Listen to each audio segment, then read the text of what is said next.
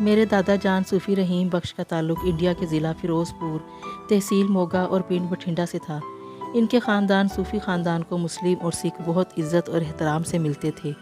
میرے پردادا صوفی جمال دین بہت ہی پیاری اور بلند آواز میں اذان دیتے تھے۔ اس زمانے میں لاؤڈ سپیکر تو ہوتے نہیں تھے، تو اذان کی آواز کا پورے گاؤں میں پہنچنا مشکل ہوتا تھا، لیکن ماشاءاللہ میرے پردادا کو اللہ نے کیا آواز اور کیا گلا دیا تھا، بغیر سپیکر کے اتنی بلند اور اونچی آواز، خوبصورت آواز میں اذان دیتے تھے کہ صرف اپنا ہی گاؤں نہیں بلکہ آس پاس کے گاؤں تک آواز جاتی تھی۔ اس زمانے میں بانگ دینے والے کو بانگی کہا جاتا تھا۔ بانگ اذان کو کہتے ہیں۔ صوفی جمال دین بھی بانگی کے نام سے مشہور تھے۔ ابو کہتے ہیں جو میرے چھوٹے بھائی ہیں قاری عمر کی آواز بالکل میرے پردادا پر گئی ہے، خوبصورت، بلند، پرسوز۔ دادا جان کہتے ہیں کہ ہم اور سکھ برادری سب بہت پیار محبت سے مل کر رہتے تھے اور ایک دوسرے کی عزت و احترام کا یہاں سے آپ اندازہ لگا لیں کہ اگر پردادا کو سکھ گھر کا کوئی لڑکا دوسرے سکھ گھر کی لڑکی کے لیے مناسب لگا تو ان دونوں گھر والوں سے بات کر کے کہہ دیتے تھے کہ آپس میں رشتہ پکا کر لیں، دونوں ایک دوسرے کے لیے موزوں اور مناسب ہیں۔ اور ان کے احترام کا یہ لیول ہوتا تھا کہ وہ فوراً ہاں کر دیتے تھے، کیونکہ ان کو پتہ تھا یہ ہماری بیٹی کو اپنی بیٹی صرف سمجھتے ہی نہیں ہیں بلکہ مانتے بھی ہیں، اس لیے کچھ برا نہیں سوچیں گے۔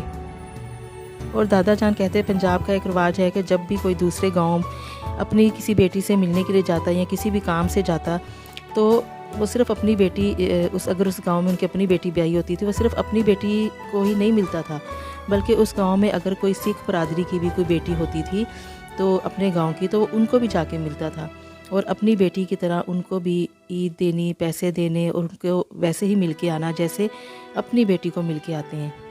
اور اس نے بھی بڑی آؤ بھگت کرنی اور بڑی عزت و احترام سے ملنا کہ میرے پیکے کے پنڈ سے، میرے میکے سے میرا چاچا آیا ہے، رنگین پایوں والی منجی بچھا کر اور صاف اجلی دور بچھا کر عزت و احترام سے بٹھانا اور سب نے بہت عزت دینی۔ حتیٰ کہ اگر اس کے سکھ باپ کو کوئی ضروری کام ہوتا تھا تو یہاں تک کہہ دینا کہ صوفی جمال دین تم اس فلاں گاؤں میں جا رہے ہو تو وہاں آتے ہوئے میری بیٹی کو بھی اپنے ساتھ لے آنا، کچھ دن آ کر اپنے میکے رہ لے گی، سکھیوں سے مل لے گی، تو پردادا جان نے اس کو اپنے ساتھ لے آنا۔ اور یہی ساری صورتحال سکھ برادری کی طرف سے بھی ہوتی تھی۔ اسی طرح انہوں نے بھی اپنی ماں بہن بیٹی کے ساتھ مسلم کی ماں بہن بیٹی کو بھی وہی عزت دینی۔ ایک بھائی چارہ تھا، ایک محبت، ایک ادب و لحاظ تھا، ایک دوسرے کی خوشیوں و غمیوں میں شریک ہوا جاتا تھا۔ پھر کیا ہوا؟ اچانک فضا بدلی، ماحول بدلا، لہجے تلخ ہوئے، آنکھوں میں بیگانگی آئی اور مسلم اور سکھوں کو آپس میں بدگمان کیا۔ زیادہ رول ہندوؤں نے ادا کیا۔ پاکستان بننے کا نعرہ بلند ہوا اور اس کے ساتھ ہی ظلم و ستم کا بازار گرم ہوا۔ ادب و لحاظ کی جگہ بدتمیزی اور بدماشی نے لے لی۔ عزت کا خیال کرنے والے عزتوں کے لٹیرے بن گئے، جان کے پیارے جان کے پیاسے ہو گئے۔ جب پاکستان بنا تو اس دن میرے دادا جان کا ولیمے کے بعد مکلاوا ہوتا ہے وہ تھا جس میں دلہن کو گھر لاتے ہیں۔ دادا جان کے مکلاوے کا دن تھا جب سکھوں نے ان کے گھر پر حملہ کیا تو دادا جان اپنی دلہن ہماری دادی جان کو اور اپنی امی جان کا ہاتھ پکڑے بھاگے، تو پردادا جمال دین اور ان کے دادا جی کے چھوٹے بھائی کریم بخش، صوفی کریم بخش افراتفری میں بچھڑ گئے۔ دادا جان فصلوں سے اپنی امی اور بیوی کا ہاتھ پکڑے بھاگتے جا رہے تھے۔ راستے میں دو سکھ کرپان لے کر کھڑے تھے۔ کرپان تلوار جیسی ہوتی ہے، تلوار کی طرح کی ہوتی ہے، اس کو کرپان کہتے ہیں، یہ پرانے زمانوں میں ہوتی تھی۔ دادا جان بالکل نہتے تھے، خالی ہاتھ تھے، لیکن وہ بتاتے ہیں کہ کبڈی کھیلنے سے اور ماشاءاللہ ایمانی طاقت سے ان میں اتنی طاقت تھی کہ انہوں نے اس سے پہلے کہ وہ سکھ میری امی کا یا میری دادی جان کا ہاتھ پکڑیں تو ان پر حملہ کریں، اس سے پہلے دادا جان نے ان کی کرپان انہی سے چھین کر ان پر وار کیا، ان کو مارا اور اپنی بیوی اور اپنی امی کو لے کر بھاگنے لگے۔ راستے کے حالات جب یہ بتاتے ہیں تو سننے کے لیے ایک حوصلہ، ایک دل چاہیے ہوتا ہے۔ بھوکے پیاسے بھاگتے رہے۔ کنووں سے پانی اس لیے نہیں پیتے تھے کہ جو سکھ تھے، ہندو سکھ تھے، انہوں نے کنووں میں زہر ملایا ہوا تھا اور جو بھی پانی پیتا وہیں پر تڑپ کر جان دے دیتا تھا۔ تو زخمی پاؤں، پھٹے کپڑے، خالی ہاتھ اپنے پیاروں کے ہاتھ پکڑے اور اپنے پیاروں سے بچھڑنے کے دکھ کے ساتھ جب ملٹری کیمپوں تک پہنچے تو انہوں نے پاکستان جانے والی ٹرین پر سوار کروایا۔ ट्रेन खचाखच भरी हुई थी। लोग छतों पर सवार और बाहर तक लटके हुए थे। बड़ी मुश्किलों से कसूर गंडा सिंह बॉर्डर तक पहुँचे। उतरने लगे तो किसी जानने वाले ने बताया कि उनके छोटे भाई करीम बख्श को तो सिखों ने मार दिया था। पर दादी जान को ये सुनना था तो बस एकदम अपने हवास खो बैठी। बेटे की मौत का सुनकर दीवानावार चीख कर भागी। मेरी परदादी जान का नाम आमना था। तो इतने रश में, इतने हजम गफ़ीर में दादा जान अपनी माँ का हाथ पकड़े हुए थे, लेकिन वो जब हाथ छुड़ा कर भागी तो हाथ छूट गया और न जाने वो कहाँ खो गई।